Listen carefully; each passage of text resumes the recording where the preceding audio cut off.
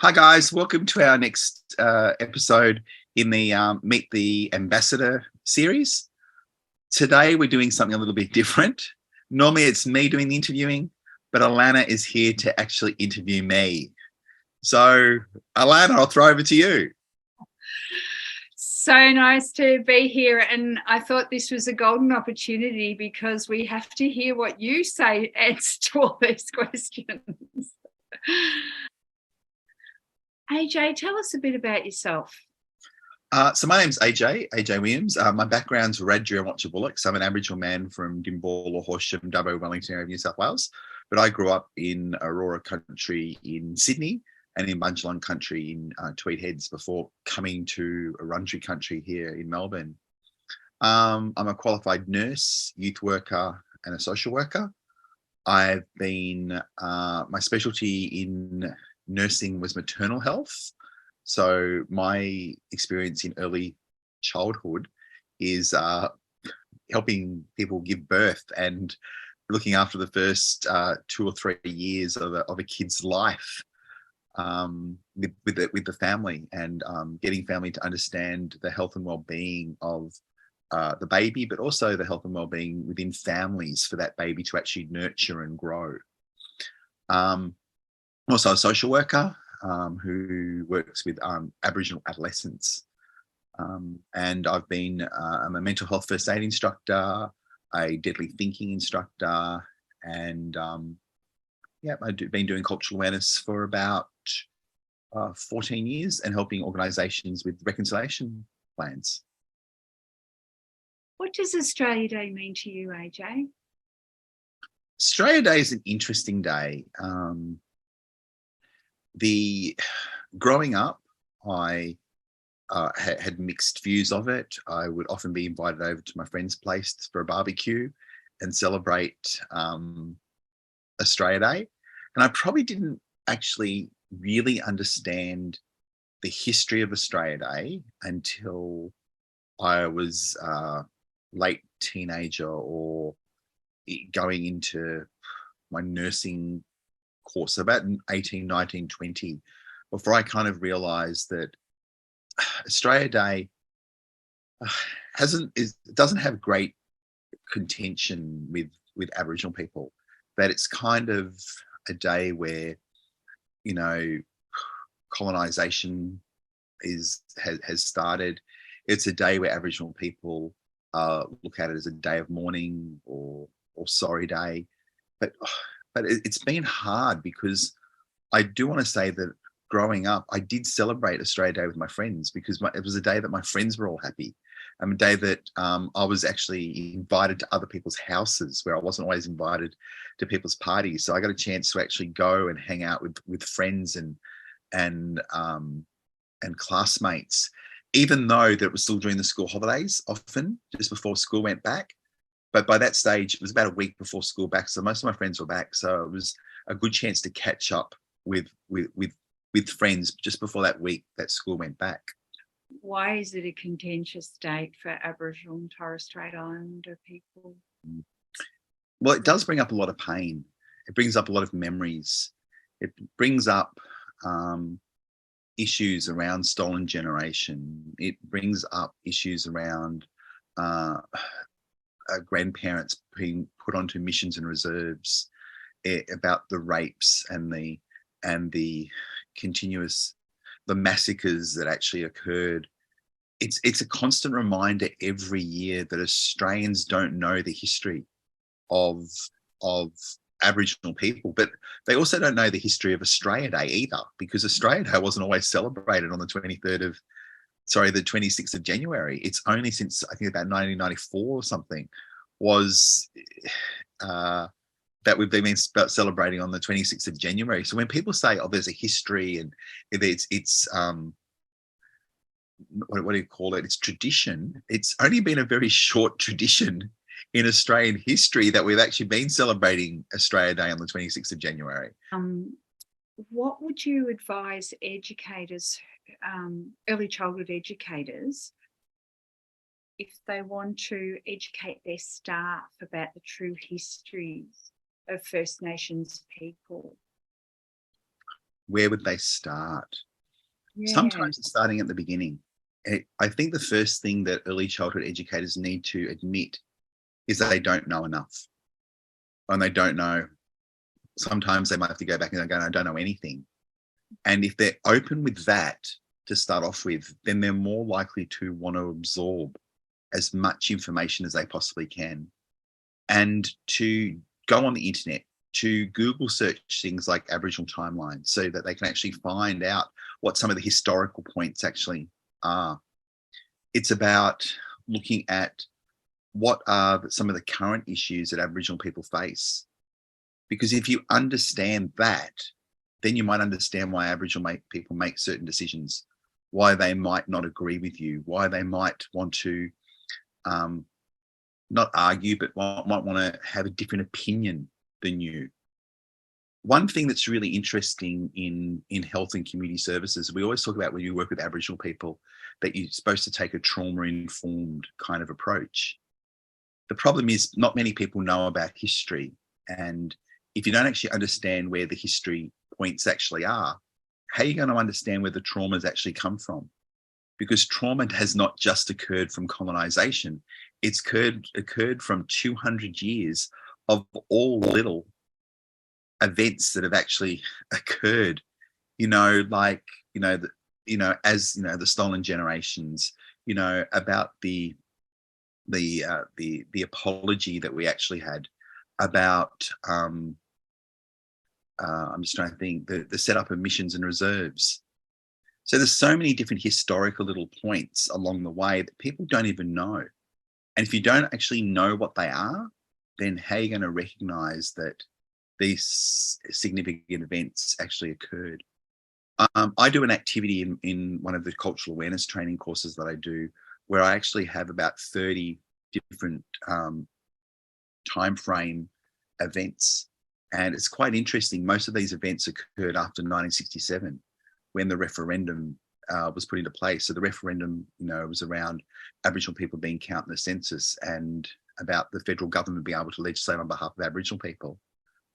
And these events, when I after I do the activity, try to point out to the participants, you know what, these 30 or 40 cards all represent things that have happened to the elders in our community right now.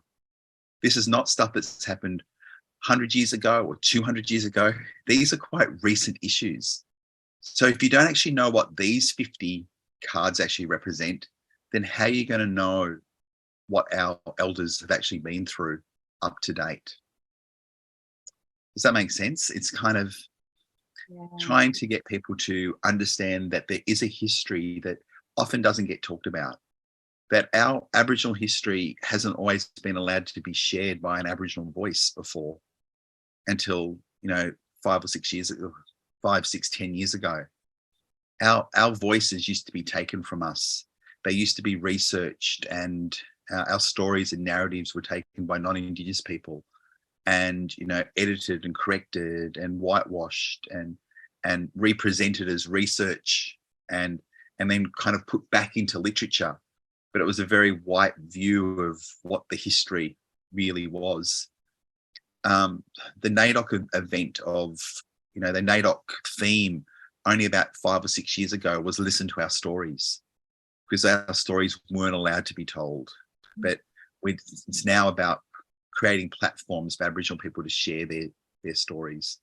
And it's about early childhood educators being able to tap into those stories, finding different places where these stories are actually being told, whether it's told in Melbourne. I know that there are a lot of elders that do stories for councils, and it's not just about reading a book, it's about sitting down, sharing their stories with workers and community.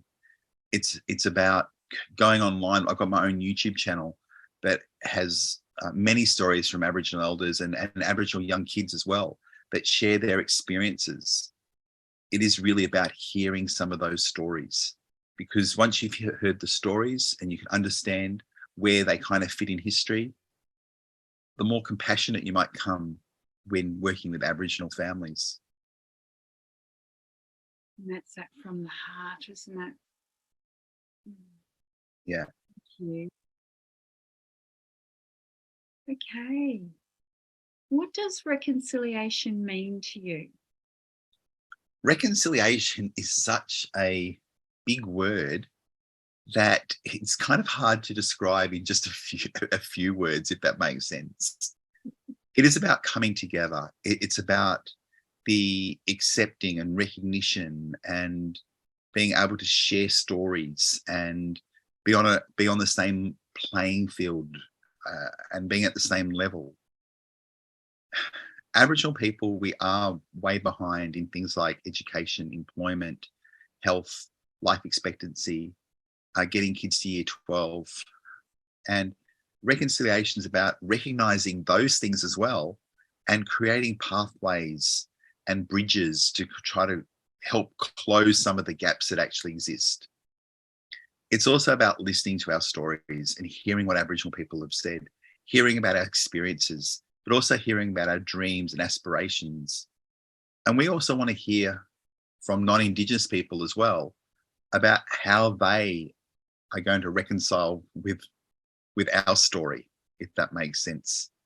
You know, it's kind of like I want to hear from as many non-Indigenous people, and I'm lucky because I do training, and people come to me and go, you know what, I'm so glad that I've learnt a little bit about Aboriginal history today, because it's actually helping me reconcile my understanding of Aboriginal history, because this is something I never learnt as well. So how can I actually participate in the reconciliation process if I haven't actually reconciled what Aboriginal issues mean to me as a non-Indigenous Australian? And it is hard. It's not an easy thing to do. There are difficulties. It's not the most easiest thing to do. Is about listening to Aboriginal stories. They are sad. They are painful. They are they are quite confronting. And I think what people need to learn as part of that reconciliation is learn about their own, you know, white privilege, learn about their own white fragility. And people often go, what's white fragility? That's when all of a sudden you're confronted with your white prejudice, thoughts process, and you start to panic. And that's the white fragility kind of cracking, is what I'm saying. And it's okay to experience that, but it's learning to be comfortable in, how do I actually deal with that? How do I switch that around for me to actually want to know more about Aboriginal issues? Why is it that I feel so uncomfortable? Why is it that I don't like this feeling? Explore it, get to understand it. Because as soon as you understand it, that's part of that reconciliation process. That's part of you reconciling your thoughts, your experiences in terms of understanding Aboriginal history. Wow, thank you for that.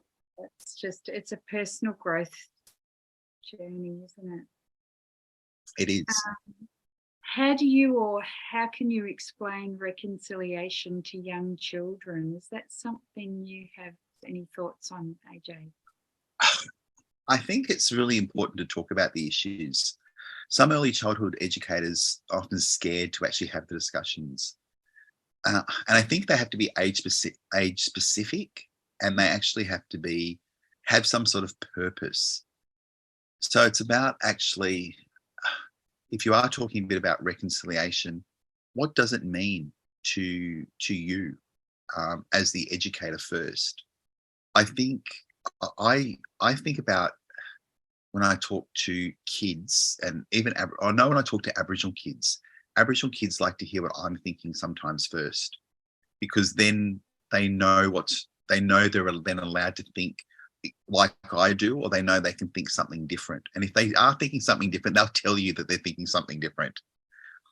So I think when I work with really young kids, I try to tell them, you know, this is what reconciliation actually means. This is what reconciliation means to me. Do you understand, you know, where I'm coming from? And if they go, yep, I often then go, well, how do you feel about reconciliation? And I always do that. What do you feel, rather than what do you think? because thinking sometimes really hard for young people, but feeling is something very different. And I can explore that when they say things like, I feel sad, or I feel, upset, or I feel that it wasn't fair. But if I actually ask them that different question, what do you think? Sometimes it's really hard to put in what I'm thinking into words, but it's much easier to talk about the feelings that they're actually experiencing with it. And it's okay to feel exactly what they want to feel. It's also about exploring scenarios with young kids about, like if something, and I don't want to traumatize kids as well, because I've heard of some really bad stories as well in schools where, teachers have actually, and it was the case where a school actually told a bunch of like primary kids that your parents aren't coming back to pick you up today and they've left you. Yeah. So you can Google search it, you'll find it. I was in a different state. It wasn't in Victoria. And the kids were so traumatized, but the school was trying to teach them what it was like to be part of the stolen generation. I don't think that's a way. Creating fear for other people isn't a way to actually teach. It's you can't learn by fear, but you can learn when someone explains their fear to you, if that makes sense. So, I often have elders come to talk to early childhood groups, and the elders are not there necessarily to tell them their saddest stories about their own life, but to talk to them about things like the dream time, to talk to them about some of their experiences, but normally they're a little bit vague, and that's what you want from the elders initially with early childhood, is to get them to introduce to the concepts that, that sometimes my grandparents or the elders weren't allowed to go to school, or they weren't allowed to participate or speak language, or they weren't allowed to mix with their friends that were Aboriginal. So I think some of those early discussions are actually quite good, because it actually shows the kids that there has been some divide between Aboriginal people and non-Indigenous people. And it also, if you leave it with them for a while, they kind of explore that in their mind, and then they want to ask you more questions like, so what happened then? So what is it that we do? What do we need to fix in order to make the elders feel better now, if that makes sense? But I think it really does involve listening to stories and being patient. And I always say sometimes to be the best ally is to actually shut up and listen. And sometimes it's okay not to have opinion, or not to voice your opinion, because unfortunately it's not about you at the moment. It's about the Aboriginal narratives that you're actually hearing and wanting to hear. And what would be your dream for reconciliation in the future, AJ? Oh, that's a big one. I would like to see that, in 20 years, there isn't people like me going around trying to educate people on what reconciliation actually is, because I'm hoping by that stage people have actually got it. I think that's across, I always say to, Aboriginal liaison officers or the CESOs at schools sometimes, that it'd be really great in 30 years if our positions weren't there, because this is already embedded into the curriculum, into courses, into early childhood, or into community services courses. But I don't see that happening, if that makes sense, just yet, which means that we're still needed. And I'd like our history to be on an even par with the curriculum as it is now. Aboriginal issues it used to be just an elective at some stage. Like in some courses, it's still seen as a bit of an elective, and even though they're embedding it, sometimes it's embedded very, very, well, this is what's happened just before colonisation. And then you've still got the next, I don't know, 10 lectures all around what happened afterwards. That Aboriginal issues is always the first lecture. The reality is, if the class goes for 10 subjects and 5 of them should be around Aboriginal history, the other 5 should be the equal part about what happened after colonisation and the impact that colonisation actually had on Aboriginal people. That's where I see the fairness that needs to actually occur. Because at the moment, I think we are at a disadvantage. Is that our part of the story is often so small, yet we've been in Australia for 65,000 years, but it's still just the small part of the story. We are starting to get acknowledged. That's the good part. But I don't think we're acknowledged enough for our stories and our grandparents' stories and our great-grandparents' stories and our great-great-grandparents' stories. Where are some places that early childhood educators could go to educating themselves on Aboriginal and Torres Strait Islander history and contemporary issues? I think the important thing is use the internet to start off with. Google search is sometimes the best thing to do.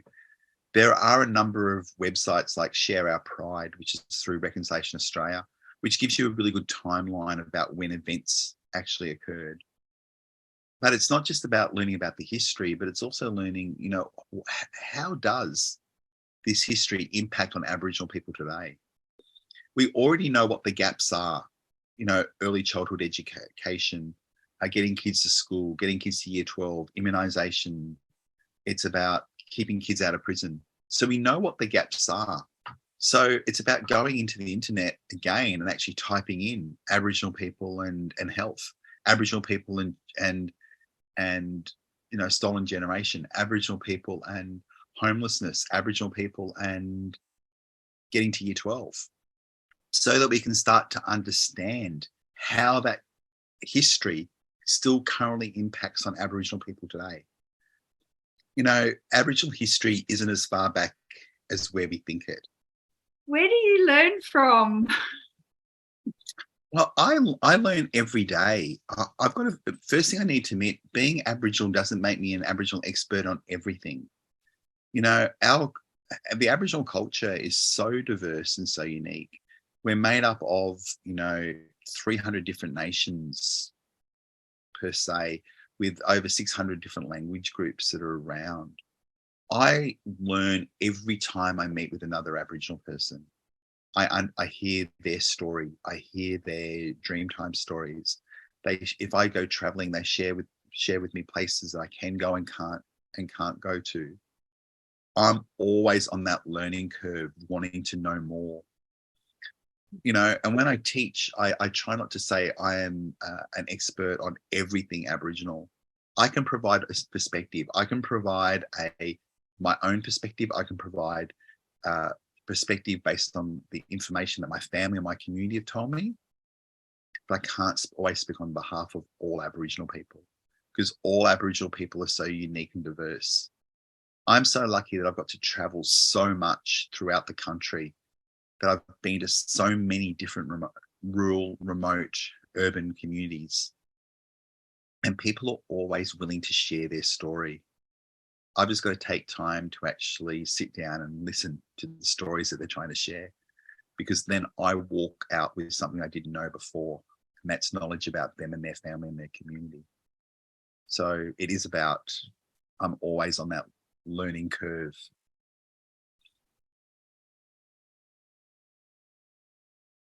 What would be 2 things that you think every educator should know about working with First Nation families? I think the first one is that every Aboriginal family is on their own learning journey themselves. We live in Victoria, and Melbourne is one of the most transient Aboriginal populations anywhere in Australia, which means it's not local people. They're people from all over Australia. We also know that I've never been in a a capital city that's got so many gathering places around it as well. We've got, you know, Sunbury, Melton, Kirrip. We've got the Auntie Alma Thorpe Centre at Northcote Thornbury. We've got Mullen at Croydon, at Ringwood. We've got the City of Casey Gathering Place at Doveton. We've got Jabana at Frankston, Willamaraine at Hastings, and Dermot Willem at Moorabbin, which means right around Melbourne there's all these gathering places. And gathering placings are often established for lost souls or people that want to connect to culture, that have never been able to connect with culture before.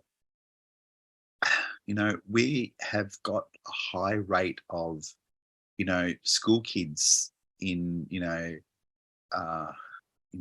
years 7 to 9, where probably about 50% don't know their language group. And if they don't know it by year 9, means they haven't known it when they're younger. They haven't known it as a kid. They haven't known it as an infant. What would be the other thing that every educator should know about working with First Nation families that you think? I do think the thing that I always try to stress to people is that when you enroll a child, you enroll their whole family. And you've got to have a really good understanding about what the contemporary issues actually are that affect that family. Because if you can understand those contemporary issues, that's going to explain to you why they may be making a decision, why they may not be making a decision, why they may disagree with you, why they might not be happy, why they might be a bit scared, or why they might be refusing to do something. So it's so important to, you know, understand that Aboriginal people work in the collective. It's always about me and my family first, then the individual. And that's hard for some educators because we're so individualistic in parts of our teaching. We want to hear, you know, personal goal setting. We want to hear, you know, what someone's aspirations and dreams are. But for a lot of Aboriginal kids, it's not about talking about myself. It's actually about talking a bit about what my family does and what my community does.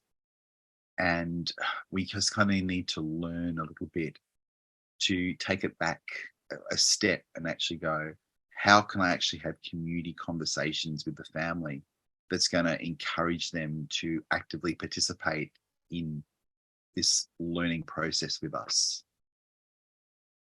AJ, what do you believe are the major barriers to early childhood educators incorporating First Nations perspectives into curriculum? I do think sometimes that educators are really scared to implement anything. They don't want to get it wrong. And they don't want to be offensive either. So instead of trying something, they end up not trying anything. And I think the best thing to do is actually try. It's okay to try and have it not work, but that will give you some ideas about what you might want to try again in the future. But not trying is the major issue. I think one of the other issues is that you need to do a little bit of research before you try to implement stuff. Has it been evidence-based before? Have you actually had Aboriginal people suggest something to you? Because that's a really good start. You know, that there are social media platforms. I know that there's Jessica Steins is a New South Wales-based Aboriginal educator. And she's got workshops and she provides real practical strategies that you can actually work in the classroom. You know, because she's actually tried them and they've worked, they're things that I would actually try. But it doesn't just you don't want to also be trying things and being tokenistic about it as well. You know, like there's no point going, look, we need to introduce some mathematics to little kids. So what we're going to do is go things like Johnny's got 2 boomerangs and Peter's got 4 boomerangs. How many boomerangs are there now? Because that could be tokenistic. Or, you know, helping kids cook and go, look, let's just put lemon myrtle in everything and stir. Oops, now we've got an Indigenous dish. because that's the tokenistic part. It's about actually sharing the story about why you're actually doing something. And what's the benefit do you get out of making this thing? You know, our Aboriginal people work on these dreamtime stories that tell us how the world was created and how we're supposed to live in it now. So Aboriginal kids learn that way, you know, in this concepty kind of thing, how the world was created, how do I live in it now? So when you teach Aboriginal kids, it's about how does this actually work, but what do I get out of it now? And it's so important to kind of get those two things together before you try actually implementing something. Following on from that, what do you think are the barriers with early childhood educators teaching Aboriginal children? Sometimes it's around the inclusive of language as well. You know, we talk a bit about, you know, what do we call kids, you know, Aboriginal, First Nations, Koori. But you kind of need to have a bit of an understanding of what those words actually mean and in some cases how offensive they might be. The term Koori is quite interesting because Koori kind of means Southeastern Australian. And not all Aboriginal kids that turn up to your service will actually be of Koori descent. Now, Koori, as I said, is a collective term. So, and it kind of means Southeastern Australian. I grew up in Sydney. I was a Koori kid growing up, so it was kind of Southeastern Australian. But people just think it's Victorian. And if you just think it's Victorian, and you actually go to a kid, oh, so you're a Koori kid, and they're going, nah, I'm from Queensland. I'm a Murray. Murray is actually the term that's equivalent to Koori. So you can understand then why it might be offensive if you just make that presumption. First Nations is an interesting term, but some of the elders don't like it at all, because when did all of a sudden we become the First Nations people? First Nations people, when I grew up, were the New Zealand Maoris, and they were also the First Nations people of Canada. We were never called First Nations people. It's like a government wave has just come through and changed our narrative. So Aboriginal people weren't consulted really about, would you now like to be called First Nations people? It was a government intervention. A bit like a number of years ago when all of a sudden we couldn't use the term Aboriginal and Torres Strait Islander, we had to call everyone Indigenous. And now we're told not to call everybody Indigenous. And, you know, NACCHO, the National Aboriginal Community Controlled Health Organisation, says you should only use Indigenous when you're talking in the collective, you know, like the Indigenous population or the Indigenous clients or the Indigenous students, but never refer to an individual as being Indigenous. So it's kind of important to understand what the terms mean, how they're used, and again, how they can cause offence. I think the most important thing is to work with a family about how they prefer to be called. You know, some Aboriginal people don't even like the term Aboriginal. Aboriginal is a white man's term. When I identify myself, I don't always identify as being Aboriginal. I identify by being Wiradjuri and Wotjobulak, because I talk about the language groups that I actually come from. So it's about understanding those kind of concepts of especially around identification, because if you get the identification right, and you do ask every kid that comes into a service, do you identify as being Aboriginal and Torres Strait Islander? And if the kid says yes, then do a little bit of research. Ask them the next question. So which language group do you guys identify with? And if they say things like Yorta Yorta or Wiradjuri, go and do a bit of research, Google search it. Find out where some of the neighbouring communities are. Because next time you get a kid that comes in and says, you know, look, I'm a Wiradjuri, you can actually go, oh, yeah, that's right near Kilmillaroy, and that's right near. And it's showing the families that you've got a really good understanding, even if you don't, but to show them you've got a bit of understanding about the differences of Aboriginal communities across Australia.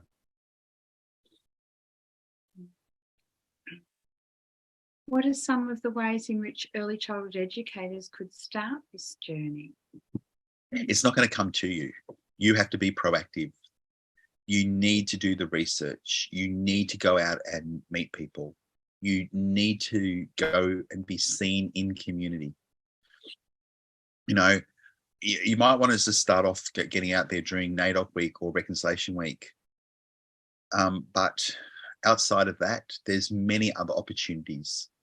There are a lot of the gathering places actually have festivals and markets that you can make an appearance. If you're an early childhood educator, the thing that you might want to do is actually create a little stand and go to those markets and actually sit there and talk to community members, let them know what you do and how you do it. Invite them in to actually see what the service is like. You know, make sure that the service does feel culturally appropriate. Do you actually have the acknowledgement up? Do you actually have the Aboriginal flags flying? But if you do actually have the Aboriginal flags flying, make sure that every staff member, every educator, every person that walks through those front doors knows what those flags mean. Because if you don't, and they don't know what it means, then what you've done is created a very tokenistic gesture. You've said that we put these flags up because we want Aboriginal people to feel supported. But if I find out that staff don't know exactly what the flags mean, then how supported do I actually feel? That's when we talk about tokenism. You know, that if you want to do a welcome to country, for example, get an elder to come in and do it. If you want to do an acknowledgement of country, start with something very simple. Something like, you know, I'd like to acknowledge the traditional owners of the land that I currently live on. I pay respect to elders past, present, and emerging. And once you get that and it rolls off your tongue, then you can play around with it and make as creative as you like. You know, I'd like to acknowledge the traditional owners of the land that I currently live, work, and play on. The people of the Wurundjeri. I pay respect to their elders past, present, and emerging, and also acknowledge that the land was never ceded. See how I can play around with it once I've actually got the basic. But then again, it's also about learning to say the acknowledgement from the heart. Because as soon as you start reading it, again, it can look very tokenistic to Aboriginal people and Aboriginal families that actually come, because we want to actually hear people acknowledged from the heart, not from the paper. AJ, what did you learn at school or during your studies post-school about Aboriginal and Torres Strait Islander cultures? I can tell you at primary school, I learned very little. And at high school, I learned a little bit about the traditional owners, only that I was at a high school that our emblem was the mountain. That, you know, on our school emblem was the mountain that was not far from where we lived, and that it actually had a Bundjalung name. And so we learn a lot about the local people. It was often told, and it was told by Bundjalung elders and Bundjalung kids in the class. When I went to uni, very little was covered in my social work course at all. I went to Melbourne Uni. I went to Victoria University to do my bachelor degree, and there was nothing about Aboriginal issues in it at the time. And I did my elective at Melbourne University in an Aboriginal subject, so I could actually learn a little bit more about the theory behind working with Aboriginal people, if that makes sense. But it wasn't a core component in my course. I do now know that Victoria University has a lot of Aboriginal input into the course, in the Bachelor of Social Work course. Tristan is currently doing his bachelor's degree at Victoria University, and he was saying that in nearly every subject, they actually have some sort of Indigenous input put into it, as well as actually having an Indigenous specific subject. So we know things have changed, but I learned very little. As a nurse, I was about my 5th or 6th day on the ward, and I was given a book that said how to work with an Aborigine. And it was called as How to Work with an Aborigine. And it was typed, and it actually had statements like, do not look at them in the eyes. It may be offensive. Do not do this, do not do this, do not do this. That I was kind of half laughing at some of the statements they were telling me not to do. And it was kind of an interesting way of actually being inducted, because I don't think nursing up until, and again, about 10 years ago, has really incorporated Indigenous issues into the actual courses they actually do. Mm. But I think we're getting better. That's what I'm actually saying. Mm. Do you have any First Nation idols that you look up to? I do. I admire Alannah Dore. I think she's an amazing advocate for Indigenous issues. I think she's been a great mentor to me over the last, 20, 30 years. She's a person that has taught me that it's okay to be me, that I don't need to pretend to be anyone else but myself. She's also taught me that I'm a leader. And initially when she said that I was a leader, I didn't believe her, because as a kid, I was bullied at school and I was one that was kind of pushed down a lot. And I don't lead. But she actually said, you are a leader in thought change. And that's what I do. I walk into classrooms and I come in and a group of people are thinking certain things about culture, for example, and they walk out thinking something completely different. I do mental health first aid training and people come in with not much understanding about mental health, and they walk out going, look, I'm now a mental health first aider that can actually assist my family and friends because I understand what the signs and symptoms are. So she taught me that I am a leader of change, of thought change. And my other bit of an idol is Adam Goodes. Being able to experience everything that he went through, the bullying, the booing, the calling it out, all the flack he got from calling it out, and then being able to, and what I do admire is he didn't cope well with it at all initially. He had to get away from it, and he had to reprocess. But when he came back stronger. And, he started a movie to highlight the racism that actually occurred and showed the world exactly what it's like to be an Aboriginal man in 2000 and, I don't know exactly what year was it, 2019, 20? So within the last 5 years, that discrimination still does actually exist. And I think the biggest form of discrimination in 2022 is denying that discrimination actually occurs. So we do need to actually sit back and actually understand what discrimination does look like from an Aboriginal perspective.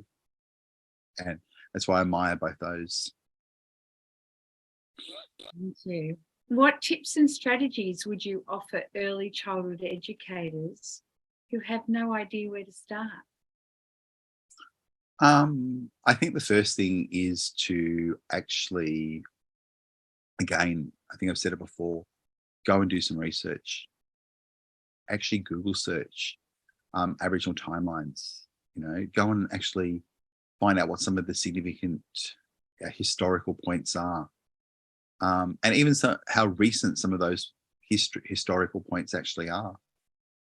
It's about getting out and moving away from just doing cultural awareness to actually trying to make change within your early childhood service. It's about let's if we don't have a rap, let's get a rap going. Let's actually get Aboriginal people to come in and share their voices. It's about moving forward in the doing of stuff, not just saying that we're going to do things, but actually doing the doing bit. And it's okay that if you don't get it right all the time. I think what we want to see is more doing than more just saying things are going to get there. AJ, have you had experience working on a reconciliation action plan? I actually have. I've worked on a number of reconciliation plans, some in early childhood, some in schools, some in community health organisations, and others in government. So yeah, I've had a bit of experience working on RAPs. And what was easy? What's easy thing about doing a RAP? I actually think most of the groups that I've worked with have thought it was an easy process. They just go, oh, I can easily write a RAP. And there's lots of drafts on Reconciliation Australia, and there's lots of drafts on, Nungola. Well, I can do this. All I have to do is write down stuff. But reconciliations, the reconciliation action plan isn't an outcome. It's actually a journey. It's actually a process. So when they actually realize that it's a process rather than a tick a box thing, that's when it kind of hits them going, oh my God, we haven't been on a journey at all of reconciliation. We've been just saying that we're going to be doing all this stuff, but we actually haven't got a pathway or a process that demonstrates that coming together with Aboriginal people, which is exactly what reconciliation's about. I think too that, having a RAP is so important because it sets the framework up of where you want to be as a organisation within the next 2 or 3 years of your own organisational reconciliation learning pathway, if that makes sense. I always say, people often go, what does cultural capability mean? And I actually go, cultural capability is when you do actually have a reconciliation action plan or Indigenous employment strategy, because it tells me how capable you can be if you set your mind to it and that you start to do some of the actions. I do think, some of the things that people try to rush into too quickly is the trying to make the deliverables first too many actions, if that makes sense. Like they come up with some fantastic ideas. I want to do this, I want to do this, I want to do this, I want to do this. And I have to kind of pull people back sometimes and going, look, before you all of a sudden employ, Aboriginal educators, is the environment that they work in culturally safe? Because if they're not, then you're not going to keep Aboriginal people when you employ them. So the first deliverable might not be about employing Aboriginal people. It might be about creating an environment in which Aboriginal people feel culturally safe, which means it might be developing a couple of frameworks, a framework around what cultural awareness looks like in the organisation for all staff. It might be around, developing the Indigenous employment strategy. And once we get the strategy in place, that's the framework that you're looking at. Once we get those frameworks, then the next RAP will come in, which is often at a different level. And this is where you can do some of those other deliverables. So sometimes it's about, yes, I've got this action in my head. Stop for a second and go, is there a step that I need to do before I do this action? And if there is a step before it, make that your first deliverable. If you can deliver on some of the actions from that deliverable as well, then that's a bonus.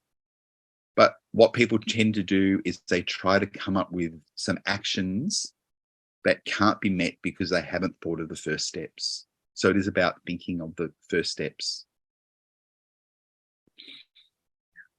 Thank you. And advice on where to start, what to do, what not to do. Don't do it by yourself. Okay, that involve Aboriginal people in the journey. It is about making sure that Aboriginal people are paid as part of the process, whether it's a sitting fee, whether it is as a consultant.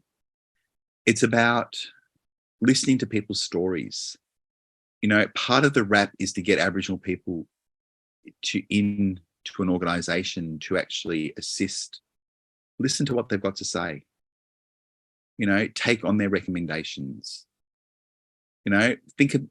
ask them about the terminology they would like to use in community, because they're the stuff that has to be reflective of the RAP that you're actually creating. The RAP is a process, as I said before. So it is a a step-to-step of activities that we can undertake in order to better ourselves. And I think that's, if you're ever doing the first wrap, I think the first wrap is really, it's like an internal document.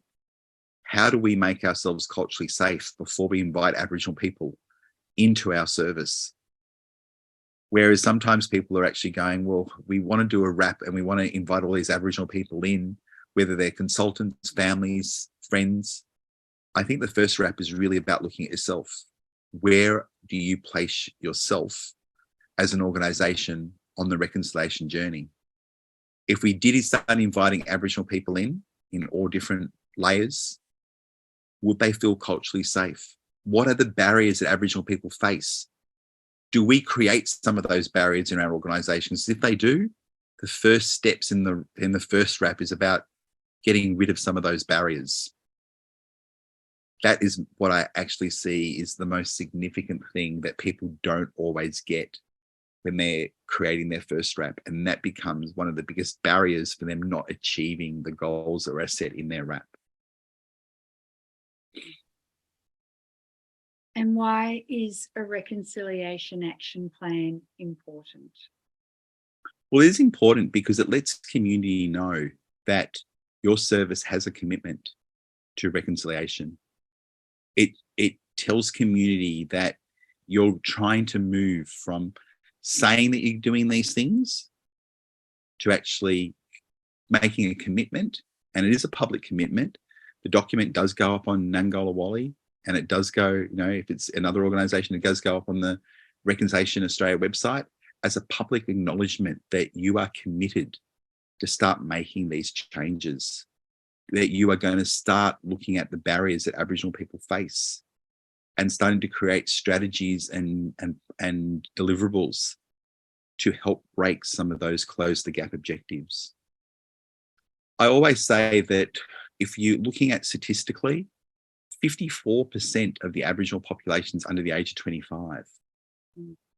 That's huge. 54% of the population under the age of 25. And in that 54% of the population, there's often two generations of Aboriginal people, because the majority of Aboriginal women will actually have their first kid before they turn 22. That's often who is going to be your clients. The little kids and their first-time mums, often under the age of 25. That's 54% of our population. Over the next 40 years, we want that 54% of the population under the age of 25 to get to 65 and above. And we can only do that with your help. Because if you can help that family as much as you possibly can and make them feel culturally safe, maybe you can get that kid through, help them be developmentally on track, which is a key deliverable of Close the Gap. It's about getting kids to school. It's about keeping them in school. It's about getting them to year 12. It's about actually getting them educated tertiary. It's about making sure they've got a full-time job. It's then about actually making sure that they stay out of prison or juvenile justice and keeping them out of the child protection system. And it's the things that you do in your role as an early childhood educator that can actually help or hinder that process. And what we want to do is actually see in the next 40 years, those people under the age of 25 in the 65 age bracket. Thank you. And so many of your responses, AJ, were about listen to the stories. Well, listen, the word listen, but listen to the stories, and it seems to be a major gateway for people. As you say, go online, listen to the stories. There's plenty of stories online. Thank you. Yeah, thank you, Alannah. Hey, thanks, Alannah, for interviewing me today. That is so hard being on the other end when I've been doing all the interviews. It's pretty weird. Yeah, cool. All right. Guys, cut out. see you later, and we'll see you in one of the next videos. See ya.